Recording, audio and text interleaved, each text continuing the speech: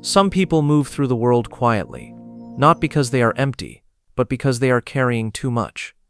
This story begins with recognition, a subtle knowing that something inside learned endurance before it learned ease. They learned how to stay composed while storms passed through their nervous system, how to keep breathing when safety felt conditional, how to remain present while parts of the self learned to disappear. Those who have endured too much often look calm, their voices steady, their expressions measured. Inside, memory echoes softly, like rooms that were never fully left. Pain was not dramatic, it was repetitive. It arrived daily, small and unnoticed. Over time, the mind adapted. It became observant, careful, attuned to shifts in tone and silence. This vigilance was not weakness, it was intelligence shaped by necessity. Endurance became a language, stillness became armor. In this opening chapter, nothing is diagnosed, nothing is solved, there is only acknowledgement, a gentle witnessing of lives shaped by accumulation, by too many moments, asking for strength without permission, by survival that slowly learned to feel like identity alone, quietly. Endurance rarely begins as a choice, it begins as an environment, often early, when consistency was uncertain, when emotions had consequences, when expressing need felt heavier than holding it in. The nervous system learned efficiency. It learned how to scan, predict, brace. Psychology names this adaptation hypervigilance, emotional suppression, adaptive dissociation. But beneath the language lies something simpler, a system shaped by repetition, by learning that relief was temporary, but awareness was protective.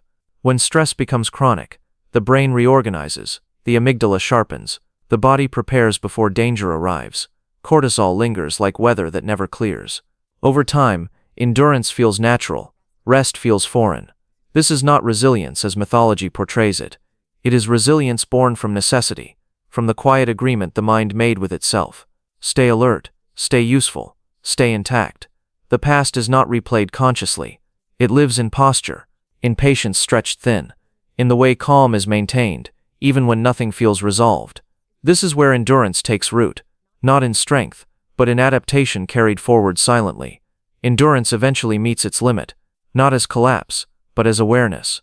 There comes a moment when the body pauses, when the mind notices the cost of being composed, when calm no longer feels peaceful, only familiar. This is the turning point. Not dramatic, quiet.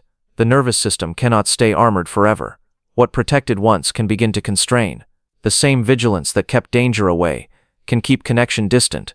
The same stillness that ensured survival can mute joy. Healing does not arrive as correction. It arrives as permission. Permission to soften without losing dignity. Permission to feel without reopening wounds. Integration is subtle, a gradual return of sensation, of boundaries that breathe, of presence that does not scan the room. Those who endured too much do not need to be fixed. They need space to be witnessed safely, to let strength loosen its grip, to discover that rest is not failure, it is completion. In this closure, endurance transforms, not erased, but recontextualized, no longer an identity, simply a chapter that shaped the voice, and a future that no longer requires silence to survive. Endurance kept you alive, awareness lets you live. If this reflection felt familiar, allow it to sit with you quietly.